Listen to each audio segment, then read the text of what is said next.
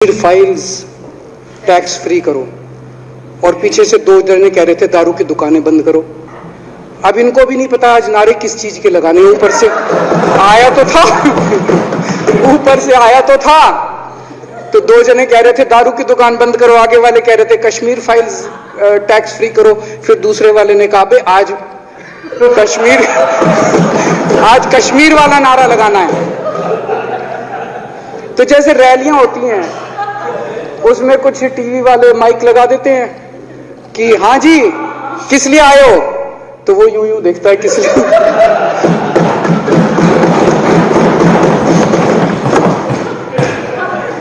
क्या हाल बना दिया इनका। इसलिए थोड़ी राजनीति में आए थे, इसलिए थोड़ी राजनीति में आए थे। एक पिक्चर आई थी बंटी और बबली, उस पिक्चर में एक सीन था, कुछ लोग एक नेता के घर के सामने जाते हैं, हमारी मांगे पूरी करो, हमारी मांगे पूरी करो। नेता बाहर आता कहता है क्या मांगे हैं, तो सारे एक दूसरे की तरफ उनको पता ही नहीं क्या मांगे। आज सारे देश की सारी भारतीय जनता पार्टी एक पिक्चर के पोस्टर लगा रही है गली गली में जाके। पूरी सारी भारतीय जनता पार्टी देश में एक पिक्चर के पोस्टर लगा रही है। इसलिए राजनीति करने आए थे पिक्चरों के पोस्टर। अपने बच्चों को क्या जवाब दोगे? घर जाके बच्चे पूछेंगे पापा क्या काम करते हो? पिक्चरों के पोस्टर लगाता हूं।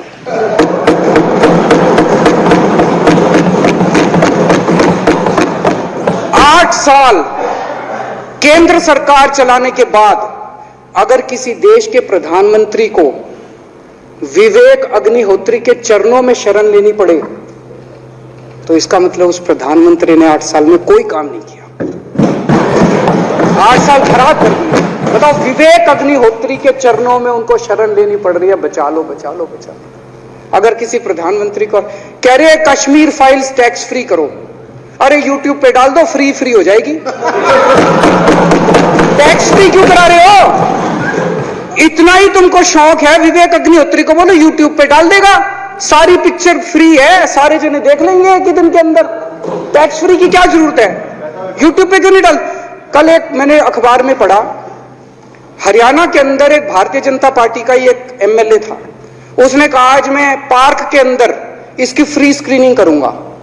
तुरंत विवेक अग्निहोत्री का ट्वीट आया खट्टर साहब के, खट्टर साहब देखो ये फ्री में कर रहा है, इसको बोलो टिकट लेके करेगा।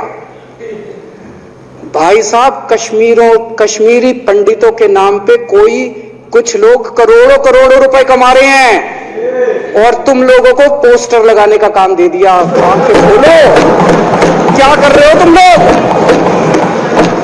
वो करोड़ों कमा गया, कश्मीरी पंडितों के नाम पे करोड़ों कमा गया और तुम लोग पोस्टर लगाते रह गए। क्या हाल बना दिया तुम लोगों का यार। आंखें खोलो तुम लोग।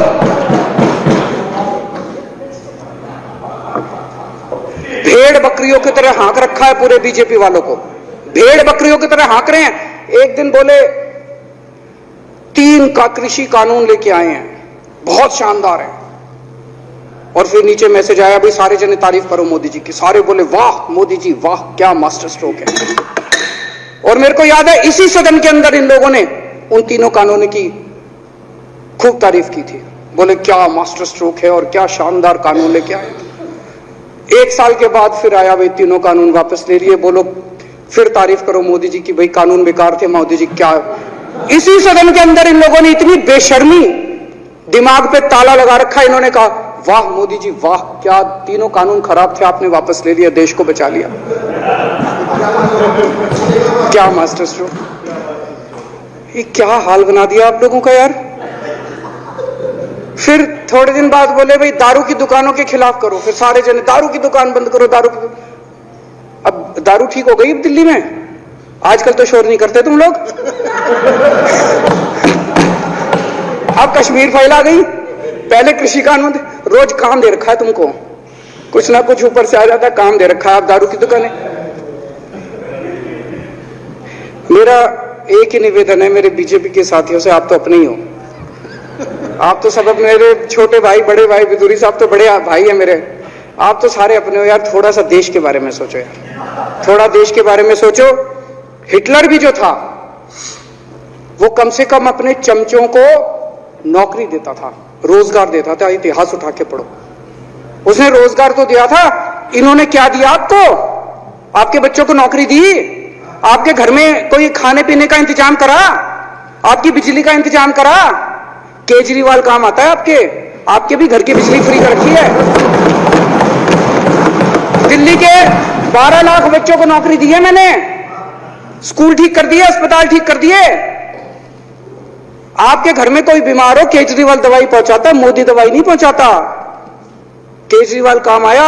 मैं बीजेपी के सारे कार्यकर्ताओं से कहना चाहता हूं, थोड़ा सा दिमाग खोलो। बीजेपी के सारे सपोर्टर्स को कहना चाहता हूं, थोड़ा सा दिमाग खोलो। ये भेड़ चाल बंद करो, भेड़ बकरियों की तरह हाँक रहे हैं ये आपको, ये सब बंद करो। दिमाग खोल के सारे जने बीजेपी छोड़ के आम आदमी पार्टी में आ जाओ।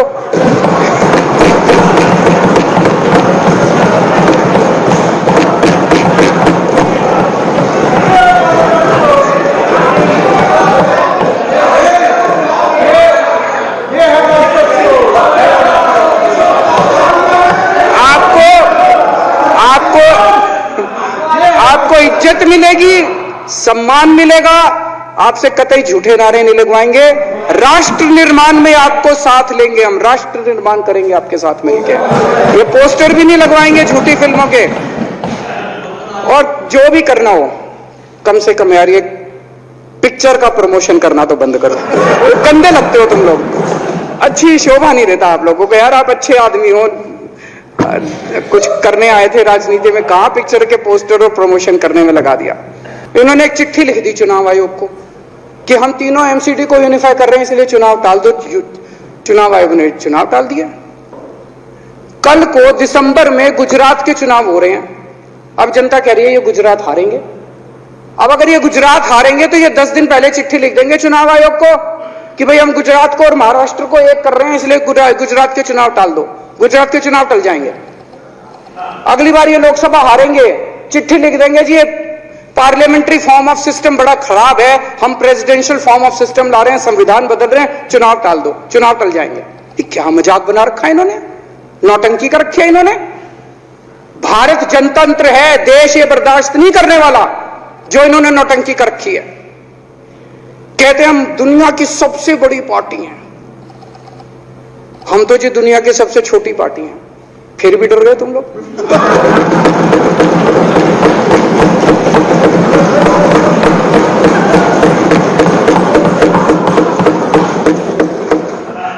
दुनिया की सबसे बड़ी पार्टी दुनिया की सबसे छोटी पार्टी से डर के भाग गई। क्या कायर हो यार।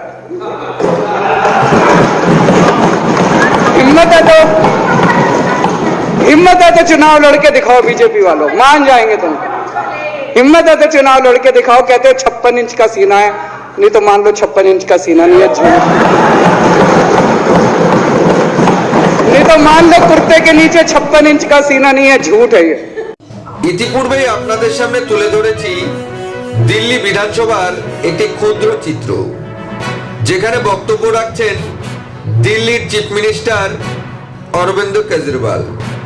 তার বক্তব্য থেকে একটি বিষয় স্পষ্ট যে উপর থেকে আসা নির্দেশ অনুসারে এগিয়ে চলেছেন ভারতীয় জনতা পার্টির সকল কর্মীরা। তবে সেই সকল কর্মীরা নির্বাচিত, তাদের মধ্যেও বুদ্ধি রয়েছে, তবে তারা নিজেদের বিবেক বুদ্ধি বিসর্জন দিয়ে এই রূপভাবে চলছেন কেন? জানি না অরবিন্দ কেজরিওয়ালের বক্তব্য কতটা স্পষ্ট, কতটা সঠিক। তবে এইরূপ বক্তব্যের প্রত্যেকটি অক্ষর যদি সমানভাবে সঠিক হয়ে থাকে তবে ভয়ঙ্কর পরিণতির দিকে এগিয়ে চলেছে ভারত। আপনারা কি বলছেন? একজন গণতান্ত্রিক রাষ্ট্রের মূল্যবান নাগরিক হিসেবে অবশ্যই আপনারা নিজস্ব মতামত কমেন্ট সেকশনে লিখে জানান। কেননা ভারত অর্থাৎ দেশ ও দশের স্বার্থে নিজের দেশকে সঠিক পথে এগিয়ে নিয়ে যাওয়ার জন্য স্বতন্ত্র স্বাধীন অধিকার রয়েছে সকল নাগরিকের। সেক্ষেত্রে আমরা কোন পথে এগিয়ে চলেছি? আমরা সকল ভারতবাসী একত্রিত হয়ে জাতি ধর্ম বর্ণ নির্বিশেষে ভারতবর্ষকে উন্নতির চরম শিখরে দেখতে চাই। বিশ্বের সম্মুখে ভারত এক অনন্য নজির গড়বে এই আশা রাখছি। ধন্যবাদ।